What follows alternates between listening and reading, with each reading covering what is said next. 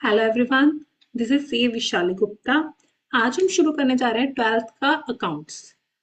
First class है accounts की। Basically ये डेमो क्लास है। यहाँ पर मैं आपको सिलेबस, एग्जाम पैटर्न और बैच के बारे में सारी इंफॉर्मेशन दूंगी। साथ ही साथ चैप्टर 1 स्टार्ट करूंगी और हमने पूरे ईयर किस तरीके से अकाउंट्स को पढ़ना है, अकाउंट्स को कैसे हैंडल करना है ताकि हमारे 70+ मार्क्स आ सके। क्लियर? तो सबसे पहले हम बात करते हैं हमारे सिलेबस की कि सिलेबस क्या होगा। अगर आपको कोई भी इंफॉर्मेशन चाहिए, कुछ भी पूछना है, कोई भी क्वेरी है, तो आप इस नंबर पे कांटेक्ट कर सकते हैं। व्हाट्सएप नंबर है ये। पहले हम अपने सिलेबस की बात करते हैं। देखो, 3 बुक्स लगेगी आपको। स्कूल में ऑलमोस्ट 3 बुक्स लगती है। फर्स्ट बुक में पूरा पार्टनरशिप होगा। इसमें ऑलमोस्ट 5 चैप्टर्स हैं एंड कुछ चैप्टर्स बहुत इंपॉर्टेंट है, लाइक फर्स्ट चैप्टर बहुत इंपॉर्टेंट है, थर्ड चैप्टर बहुत इंपॉर्टेंट है एंड फोर्थ चैप्टर बहुत इंपॉर्टेंट है। तो टोटली पूरी एक बुक, जिसके लिए मुझे अराउंड, अगर अप्रैल में बैच शुरू होता है तो मैंने अप्रैल प्लस मई 2 मंथ्स इसमें लग जाते हैं आराम से। एक बार एक बार प्रैक्टिस होगी। आपके बुक में इलस्ट्रेशन गिवन होगी, प्लस आपके बुक में कुछ प्रैक्टिकल क्वेश्चंस होंगे। सारी सारी इलस्ट्रेशंस, ऑलमोस्ट 70-80 एक चैप्टर की इलस्ट्रेशंस है। सारे इलस्ट्रेशंस क्लास में होगी और प्रैक्टिकल क्वेश्चंस आपको घर पे अटेम्प्ट करने, जो होमवर्क में मिलेंगे। ये हम पूरा 2 महीने में कवर कर लेंगे। ठीक है? इसके बाद सेकंड बुक है हमारी कंपनी अकाउंट्स की। Ma'am, company accounts, partnership accounts, बात क्या कर रहे हो? हमें समझ ही नहीं आ रहा। हमने 11th में सिर्फ सोल प्रोपाइटर पढ़ा हुआ है। 11th में क्या पढ़ा हुआ आपने? Soul proprietor. तो टेंशन मत लो, सब चीज बेसिक से एडवांस तक जाएगी, बिल्कुल बेसिक से। इनफैक्ट कुछ बच्चे ये है जो +1 में कोई कोचिंग नहीं है, कुछ भी नहीं है, और थोड़ी बहुत उनको जनरल एंट्रीज में भी प्रॉब्लम आती है। तो हम बिल्कुल बेसिक से हर चीज का मीनिंग समझ के सब कुछ करेंगे। कुछ भी हम रट्टा नहीं मारेंगे। हम हर चीज का, अगर ये डेबिट हुआ है तो क्यों हुआ है, क्रेडिट हुआ है तो क्यों हुआ है, सब कुछ समझ के करेंगे। कंपनी अकाउंट्स में दो ही है, शेयर्स, नाम तो सुना ही होगा, एंड डिबेंचर्स। होता क्या है वो हमें नहीं पता, पर शेयर का मत, शेयर सुना है हमने मूवीज में, न्यूज में। शेयर मार्केट, स्टॉक, शेयर्स की प्राइस बढ़ गया, शेयर मार्केट डाउन हो गया, ये हमने नाम तो सुना है। होता क्या है, एंट्रीज क्या है, वो हमें नहीं पता, वो हम सीखेंगे।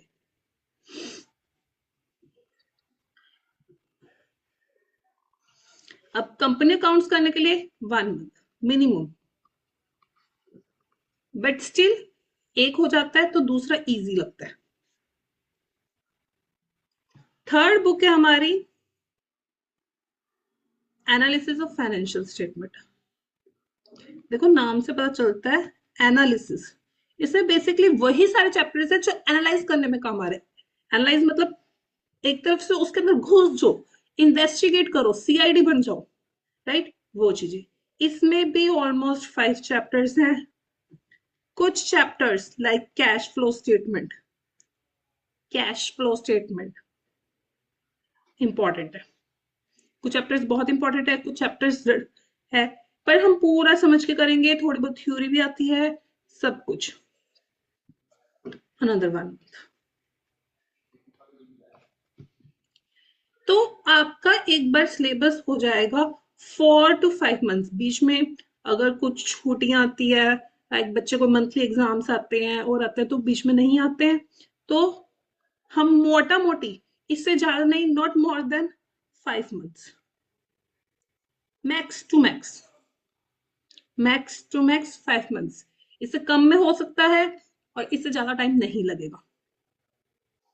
पूरा सिलेबस खत्म। उसके बाद हमने सिर्फ टेस्ट दिए। तो हमने देखा कि हमारे +2 में है क्या सिलेबस, 3 बुक्स है, पार्टनरशिप की, कंपनी अकाउंट्स की, एनालिसिस ऑफ फाइनेंशियल स्टेटमेंट्स। उसके बाद एग्जाम पैटर्न, पेन चेंज कर लें, थोड़ा सा बोर हो गए हैं पेन से। एग्जाम पैटर्न 80 मार्क्स का, 80 मार्क्स का थोड़ा अजीब नहीं लगता? या तो 100 मार्क्स का पेपर होता है, 80 मार्क्स का कैसे? यस, 80 मार्क्स का पेपर आएगा एंड 20 मार्क्स आपका प्रैक्टिकल का।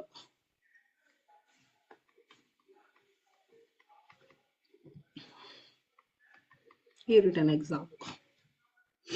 तो 80 मार्क्स को कैसे डिवाइड किया हुआ है?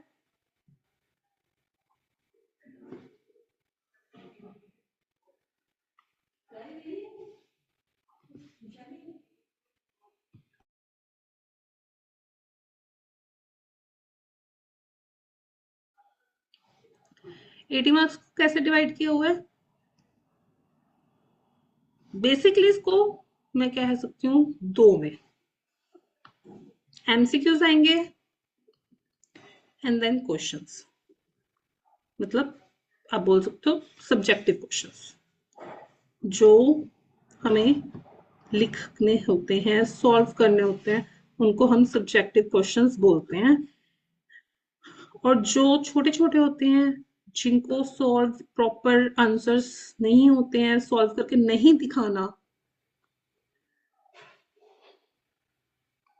उनको हम ऑब्जेक्टिव बोलते हैं। तो एमसीक्यूज आएंगे 20 मार्क्स के और सब्जेक्टिव क्वेश्चन आएंगे 60 मार्क्स। हो गया ना 80 का? अब इसमें कुछ 3 मार्क्स के आएंगे, कुछ 4 मार्क्स के आएंगे और कुछ 6 मार्क्स के आएंगे। कौन से चैप्टर में से 6 मार्क्स के आते हैं, कौन से चैप्टर में 3 मार्क्स के आते हैं, कौन से चैप्टर में 4 मार्क्स के आते हैं, ये साथ साथ सिलेबस करते करते, हर चैप्टर को करते करते मैं लिखवाऊंगी कि इस चैप्टर में कैश फ्लो स्टेटमेंट में, कैश फ्लो स्टेटमेंट आपका एक चैप्टर है 3rd बुक में,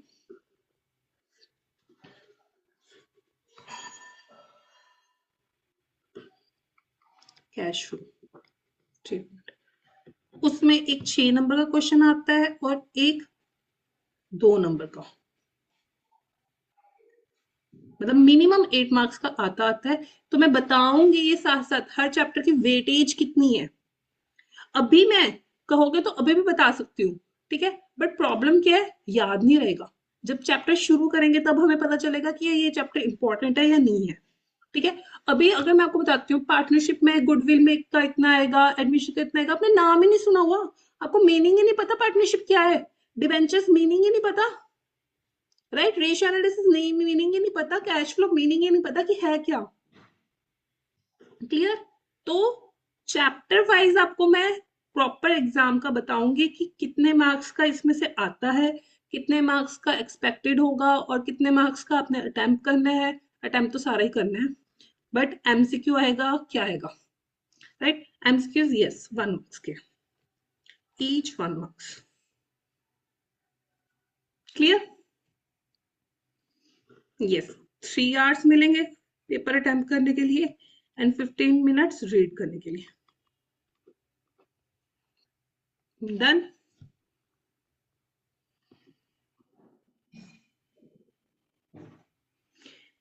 अब एग्जाम पैटर्न के बाद हम बात करेंगे बैच की।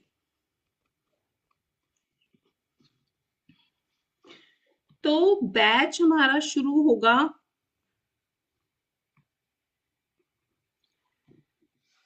30 मार्च, 30 मार्च से। मैम क्यों? नॉर्मली फर्स्ट डेट होती है 1 अप्रैल और 15 अप्रैल, वाई 30 मार्च बीच में कैसे? क्योंकि उस दिन मंडे है, दैट्स व्हाई हम मंडे से शुरू करते हैं। और प्रॉपर ना 30 31 को डेमो क्लासेस हो जाएगी, 30, 31 को दोनों को डेमो क्लासेस हो जाएगी। डेमो क्लासेस और भी होगी, किसी ने लेनी है तो, बट दो में आई थिंक सबको पता चल जाता है कि मुझे इस टीचर का समझ आ रहा है या नहीं आ रहा। तो 31st तक ना थोड़ी उथल पुथल होती है, बच्चे आ रहे हैं जा रहे हैं, राइट। 1 अप्रैल से हमारा सीरियसली वाला एक बैच बन जाएगा कि कौन बच्चे हमारे साथ रहेंगे पूरा साल, कैसे पढ़ना हमने, सब सेटिंग हो जाएगी। तो 1 अप्रैल से हम सीरियस हो सकेंगे। क्लियर। बैच की टाइमिंग की बात करें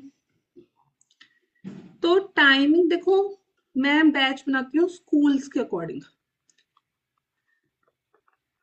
सेक्रेड हार्ट, केवीएम, स्कूल्स के अकॉर्डिंग बैच बनेंगे ताकि स्टूडेंट्स को प्रॉब्लम ना आए। स्कूल में एग्जाम शुरू है, आज अकाउंट्स का एग्जाम है, आज मैम हम अकाउंट्स के एग्जाम की प्रेपरेशन करना चाहते हैं, आगे नहीं पढ़ना चाहते हैं, तो प्रॉपर उनका सिलेबस, प्रॉपर उनकी सारी चीज उसके अकॉर्डिंग चलेगी जैसे आपका स्कूल में है। ठीक है मैम, हमारे स्कूल में फंक्शन है, हमारे स्कूल में टीचर्स डे सेलिब्रेशन है, फेयरवेल है, ये सब चीजें चलती रहती है। तो बच्चे क्या होता है, अगर मैं मिक्स स्कूल के, हर स्कूल के बच्चे इकट्ठे रखूंगी, मेरे को बैच तो पढ़ाना पड़ेगा, राइट। आपके स्कूल में एग्जाम चल रहे हैं, कल इकोनॉमिक्स का एग्जाम है, आज आप अकाउंट्स की क्लास नहीं लगाना चाहोगे, राइट। और मुझे भी पता होना चाहिए कि आपके इन दिनों एग्जाम्स है, चल रहे हैं, मैं क्लास में जो पढ़ा दूं, राइट। मैं होमवर्क ना दूं क्योंकि आपके एग्जाम्स चल रहे हैं, मैं टेस्ट ना कंडक्ट करूं, आपके एग्जाम्स चल रहे हैं, ठीक है। बच्चे डाइवर्ट ना हो इसलिए स्कूल बेसिस पे मैं बैच बनाती हूँ।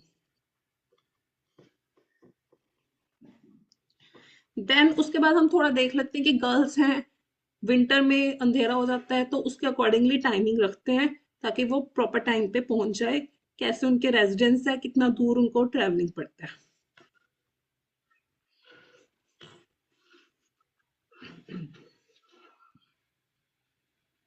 और मैंने आपको बता दिया मुझे 5 मंथ सिलेबस कंप्लीट करने के लिए चाहिए, एंड उसके बाद हम रिवीजन करेंगे। Revision, yes, the topic is revision. देखो मेरे पास बच्चे कुछ ऐसे भी होते हैं, बैच में कुछ ना कुछ बच्चे ऐसे निकल आते हैं जो क्या करते हैं, सिलेबस कंप्लीट करके ट्यूशन आना बंद, बैच में आना बंद। मैम हम घर पे प्रैक्टिस कर लेंगे, टेस्ट ही तो लेने हैं मैम, हम कर लेंगे घर पे। नहीं, हमें मुश्किल लग रहा है मैम, हम घर पे कर लेंगे, आज ये आज वो है, हमने आना बंद कर दिया। बच्चे के जो पहले मार्क्स आ रहे होते थे वहीं रुक जाते हैं, इम्प्रूवमेंट नहीं हो पाती। अभी अभी की बात है, जो बैच चल रहा था करंटली, फर्स्ट प्री बोर्ड जो अराउंड दिसंबर में होता है, नहीं, जो अराउंड अक्टूबर नवंबर में होता है आपका, उसमें बच्चे के 38 मार्क्स थे, 38 मार्क्स। एंड उसके बाद जो सेकंड प्री बोर्ड जो अराउंड जनवरी दिसंबर जनवरी में होता है, उसमें बच्चे के अबव 50 मार्क्स थे। सिर्फ क्या टेस्ट देके इंप्रूवमेंट हुई। हमें समझ आ जाता है, सब कुछ आ जाता है जब हम सिलेबस करते हैं, जब टेस्ट हम करते हैं ना, हमारी इंप्रूवमेंट होती है कि हम किस तरीके से काम करना है, हमारी कहाँ गलतियां हो रही है, हम नरेशन नहीं लिख रहे हैं, हम डेट नहीं लिख रहे हैं, हम फॉर्मेट नहीं बना रहे हैं, ये सब चीजें। हम बड़ा क्वेश्चन हैंडल नहीं कर पा रहे हैं, जो काफी बड़े 6-6 मार्क्स के क्वेश्चन होते हैं उनको हैंडल करना आना चाहिए। उन पे 20 मिनट्स लग रहे हैं, उन पे 30 मिनट्स लग रहे हैं, घंटा हो गया क्वेश्चन लेके बैठे हो आप, कर रहे हो पर स्पीड बहुत स्लो है, उसका फायदा क्या। हैंडल करना क्वेश्चन को, वो ये टेस्ट, और हम बताएंगे। सिर्फ टेस्ट में ये नहीं होता कि आपने पढ़ के आया काम खत्म, टीचर्स को भी बहुत कुछ देखना पड़ता है टेस्ट में कि आपकी स्पीड ठीक थी, आप क्या गलत कर रहे हो, कैसी गलती करके आ रहे हो, आप एक्यूरेसी गलत है आपकी, मतलब काम सही नहीं कर रहे हो, गलतियां कर रहे हो, किस में गलतियां कर रहे हो, कैलकुलेशन में, या आपको कंसेप्ट ही नहीं समझ आया, प्रॉपर कंसेप्ट ही नहीं आपको आ रहा समझ, आपका बेसिक ही क्लियर नहीं है, बेसिक दोबारा क्लियर करना पड़ेगा, या आपका ध्यान ही नहीं है, लैक ऑफ कंसंट्रेशन है। बच्चे क्वेश्चन से क्वेश्चन से सॉल्यूशन कर रहे हैं, स्टेटमेंट गलत ले रहे हैं, अमाउंट गलत ले रहे हैं, क्वेश्चन को ढंग से पढ़ नहीं रहे। हम टीचर्स को सिर्फ टेस्ट नहीं है कि मार्क दिया सही है गलत किया, हमें देखना है कि कहाँ आप गलती कर रहे हो, किस चीज में किस पोर्शन में आपकी गलती है। स्पीड में कमी है, कैलकुलेशंस में कमी है, कंसेप्ट नहीं है, लैक ऑफ कंसंट्रेशन है, what's your problem? Each student has a different problem. Practice की कमी है और प्रैक्टिस करने वाली है, हैंडल नहीं हो रहे, कंफ्यूज हो रहे हो, बड़े क्वेश्चंस देख के कंफ्यूज हो रहे हो, ऊपर का पढ़ते हो नीचे वाला भूल जाते हो, नीचे का पढ़ते हो ऊपर वाला भूल जाते हो, क्या चीज है वो हम एक एक बच्चे का देखते हैं, कहाँ इंप्रूवमेंट है, कहाँ कैसे हम इंप्रूव कर सकते हैं, ये सही है उस बच्चे की।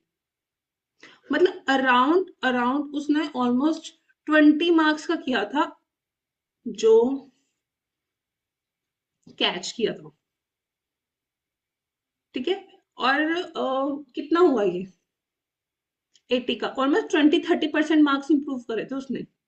और ये भी प्री बोर्ड था, अभी बोर्ड के एग्जाम्स उसका रिजल्ट तो पेंडिंग है ही, तो आई एम होपिंग कि वो 60+ लेके आएगी, बट टाइम बताएगा।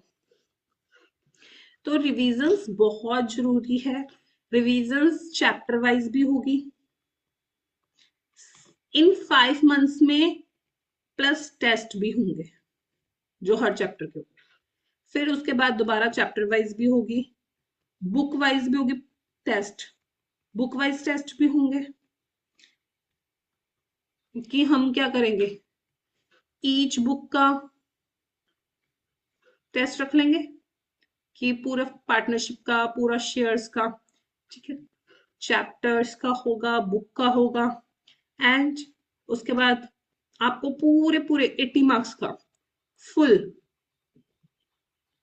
जैसे प्री बोर्ड होते हैं उस तरीके से भी 3 से 4 होंगे, डिपेंड ऑन यू कि बच्चे कितने आ रहे हैं, क्योंकि लास्ट मंथ में मेरे को लगता है जनवरी में तो आप पढ़ते ही नहीं हो, मैम हमारी फेयरवेल है, मैम प्रैक्टिकल्स चल रहे हैं, मतलब फेब के भी 15 फेब तक तो ऐसे ही होते हैं, मैम प्रैक्टिकल चल रहे हैं, टीचर का भी मैसेज आया रात को कि आज जिन बच्चों का प्रैक्टिकल है,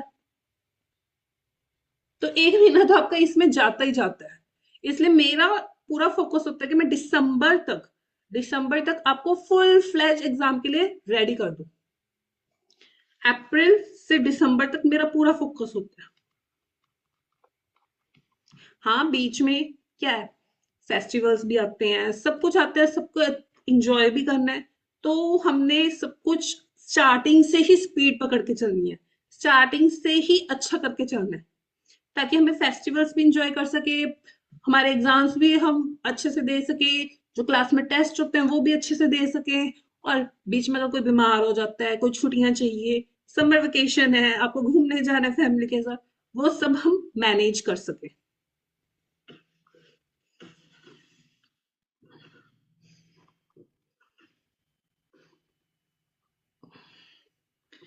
तो हमने क्या क्या चीजें कर ली हैं, हमने सिलेबस डिस्कस कर लिया, हमने एग्जाम पैटर्न डिस्कस कर लिया, हमने बैच के बारे में डिस्कस कर लिया, अब हम चैप्टर 1 चैप्टर 1 को रिवाइज करते हैं।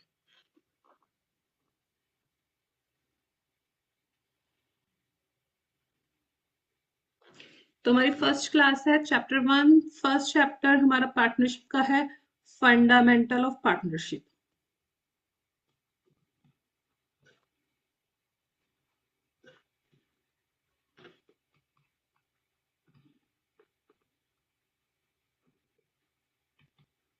देखो 11th तक आपने एक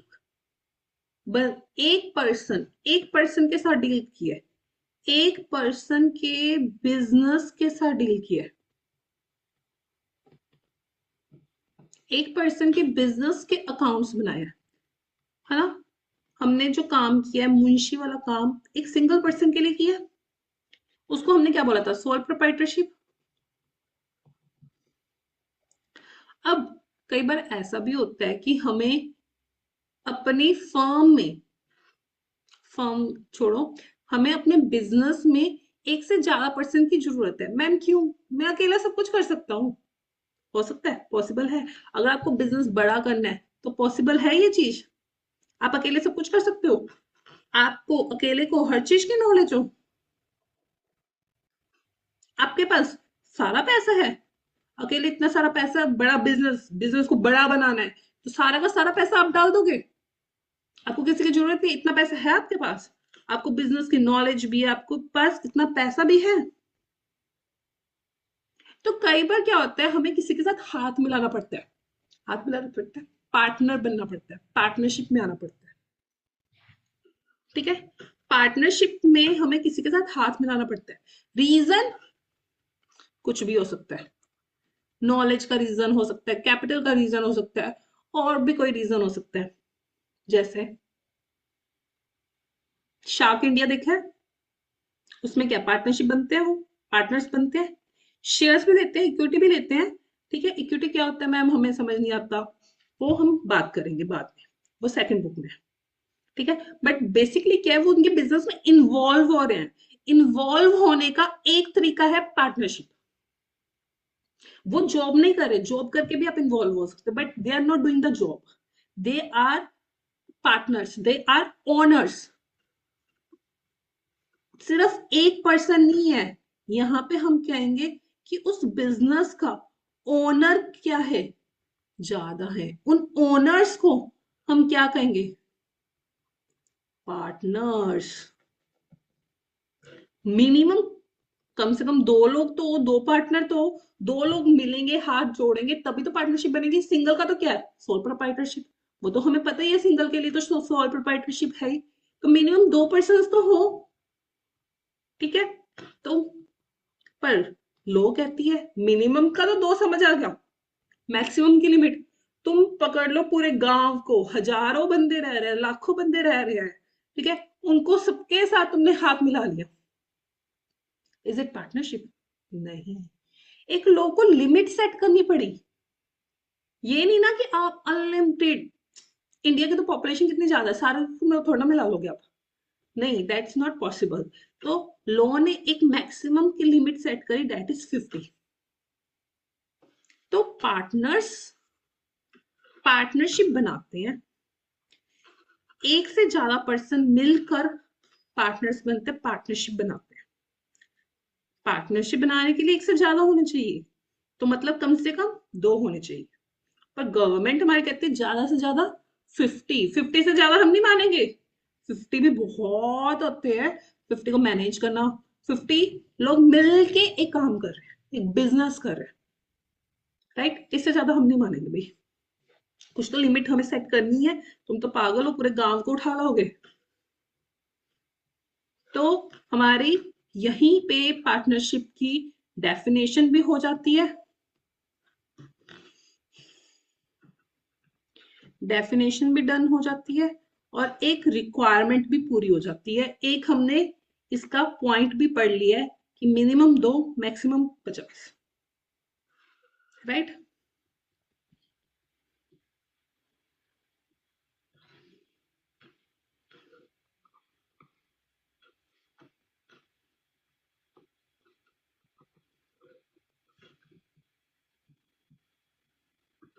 अब और बी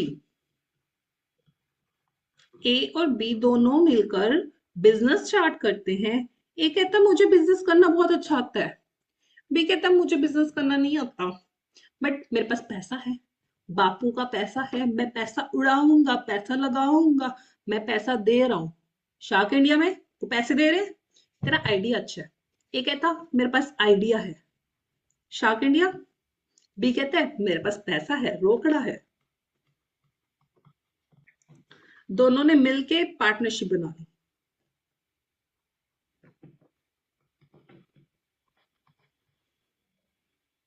राइट? अब गवर्नमेंट कहती वाओ, इससे हमारा क्या इकोनॉमी बूस्ट करेगी, चलो अच्छी बात है, वेरी गुड। अब हुआ क्या, आफ्टर 1 ईयर दोनों में लड़ाई होगी। आफ्टर 1 ईयर दोनों में लड़ाई होगी। प्रॉफिट हुआ मान लो प्रॉफिट हुआ 10 लाख का। ए कहता काम तो मैंने किया है, आइडिया तो मेरा है, मैं 10 लाख लूंगा।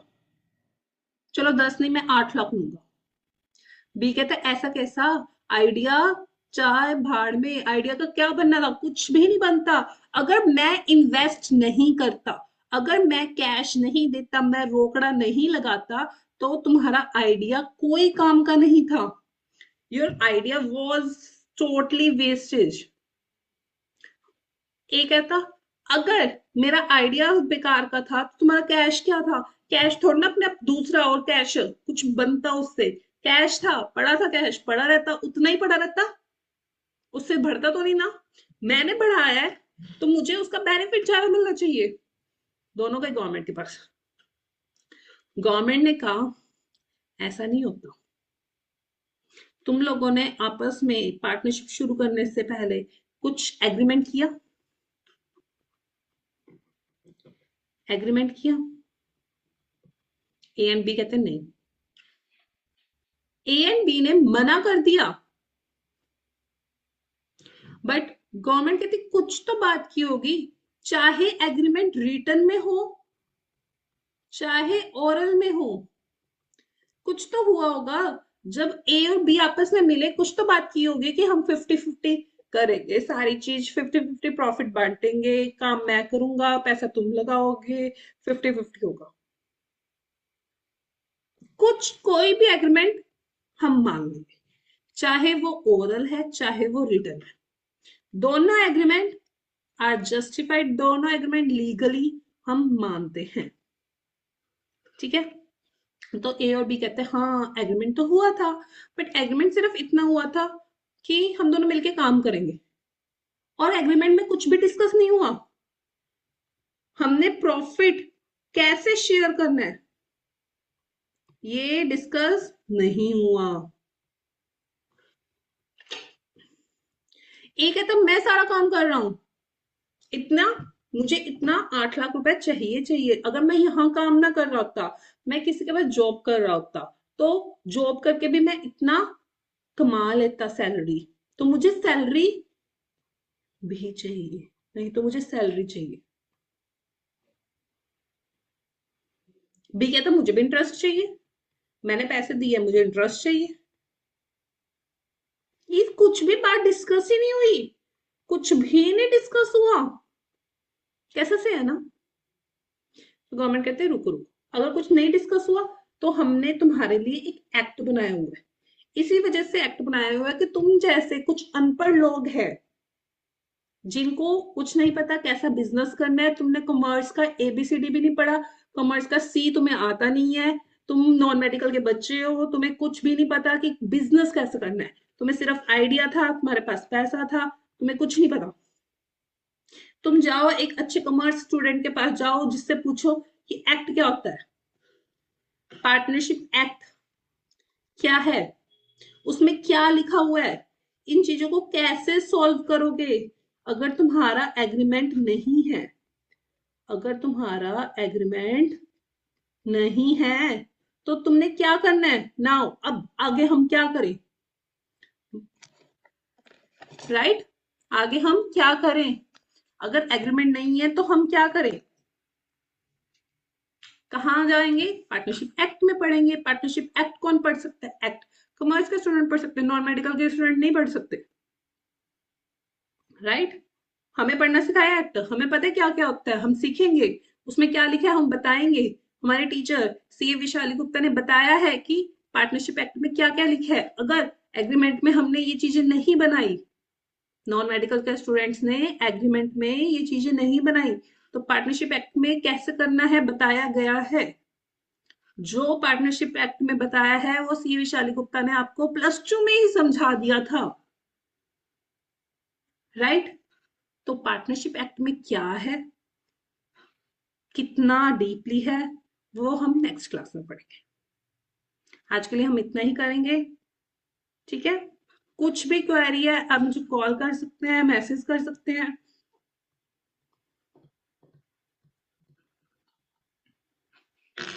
ठीक है? Thank you.